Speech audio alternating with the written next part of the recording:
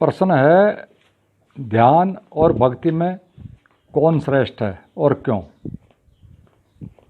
निसंदेह ध्यान श्रेष्ठ है, क्योंकि ध्यान आँख है, होश है, और भक्ति एक तरह की बेहोशी है, या कहो भाव को ही सब कुछ मान लेने जैसा है। और प्राचीन समय से भी हमारे धार्मिक साहित्य में या और बातों में एक शब्द का प्रचलन है, अंधभक्ति। लेकिन अंध ध्यान जैसा कोई भी शब्द कभी प्रचलन में आया ही नहीं।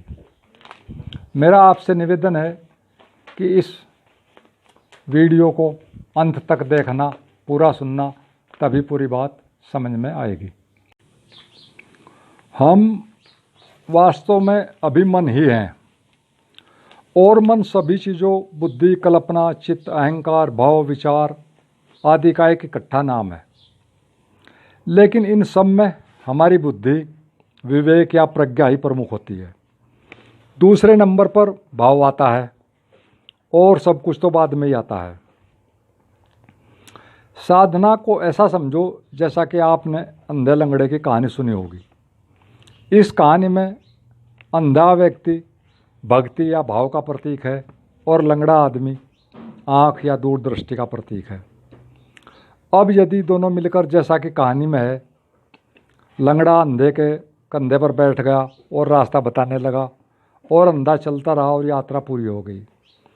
ठीक ऐसे ही यदि हम दोनों का उपयोग करेंगे तो यात्रा जल्दी पूरी हो जाएगी, वरना व्यर्थ में समय लगेगा।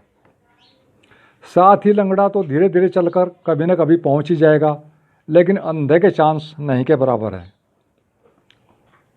वह तो कहीं भी अटक सकता है या गिर सकता है, या कोई भी उसे भटका सकता है। हालांकि सैद्धांतिक रूप से कोई भी कभी भी कहीं से भी पहुंच सकता है।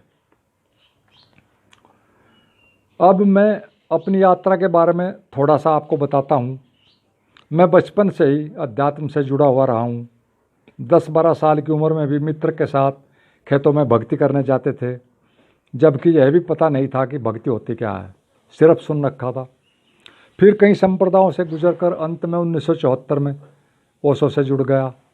मैं हमेशा बहुत भावुक किस्म का व्यक्ति रहा हूँ, और पिछले 20 साल से पूरी तरह साधना को समर्पित हूँ। सन 2005 तक मेरी हालत यह थी कि बुद्ध का नाम या चर्चा चली या ओशो का जिक्र आया तो आंसू बहने शुरू हो जाते थे। कभी रात में आँख खुल जाती, गरीबों के बारे में सोच सोच कर रोने लगता, आदि आदि।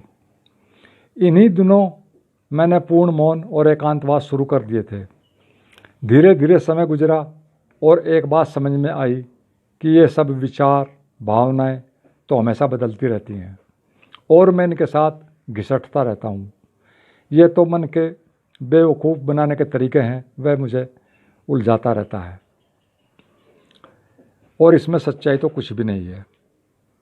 इसी दौरान ओशो की एक किताब में पढ़ा कि भक्त तो कभी कभार मुश्किल से ही चौथे शरीर को पार कर पाता है या उसके पार जाता है, यानी 5वें शरीर, आत्म शरीर में नहीं पहुंच पाता। और मेरी शंका सही निकली, और फिर ध्यान लगातार चलता रहा, और पाया कि भाव विचारों से भी ज़्यादा शक्तिशाली हैं, उनका प्रभाव भी बहुत ज़्यादा है, और ये सिद्धियाँ, चमत्कार सब उनसे कुछ भी पाया जा सकता है। भाव तो ऐसे हैं जैसे बर्फ़ और पानी। पानी विचार है, हालांकि विचार ही जब सघन हो जाते हैं उन्हीं का नाम भाव है। जैसे पानी बर्फ़ बन जाता है, लेकिन बर्फ़ की शक्ति चोट करने के अधिक होती है। और स्वयं पतंजलि ने भी अपने योग सूत्र में एक विभूति नाम के अध्याय में कहा है कि साधक को इन सिद्धियों, चमत्कार वगैरह में बिल्कुल भी नहीं पढ़ना चाहिए, बिल्कुल इनमें नहीं उलझना चाहिए। तो जैसे ही भावों का बहुत ज़्यादा प्रभाव है, लेकिन उसके साथ ही साथ वो बांधते भी ज़्यादा हैं, और इसी तरह मैं चलता रहा, मेरी होश का विकास होता चला गया। तो मैं तो यही कहूँगा कि मित्रों, निश्चित ध्यान ही सर्वश्रेष्ठ है। मैं इस विषय में रामकृष्ण परमहंस की कहानी, जो आपने अक्सर सुनी होगी, वो आपको थोड़ा दोहराता हूँ। वो काली के भक्त थे, काली उनको सिद्ध थी और जब चाहते प्रकट हो जाती थी। फिर एक संत तोतापुरी जो अद्वैतवादी थे और बुद्धत्व को उपलब्ध थे, वो आए और उन्होंने कहा कि रामकृष्ण इस सब को छोड़ो, इससे आगे निकलो, ये काली वगैरह कुछ नहीं है, सब मन की शक्तियाँ हैं।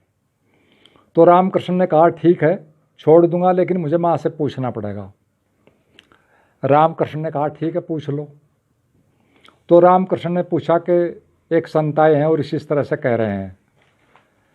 तो काली ने कहा ठीक है, वो जो कह रहे हैं वैसा ही करो।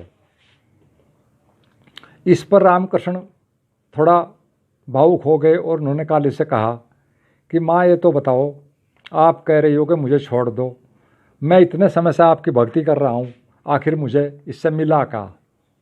तो काली का जवाब था कि तुझे नहीं पता रामकृष्ण के तू क्या कह रहा है। ये जो संत तोतापुरी तेरे द्वार पर आए हैं और खुद कह रहे हैं इस आगे जाने के लिए, ऐसा सद्गुरु तो जन्मों जन्मों की यात्रा में और ढूंढने से भी नहीं मिलता। और ये मेरी भक्ति का ही फल है कि ये तेरे द्वार पर स्वयं चल कर रहा है और तुझे कह रहा है कि इससे आगे चलो।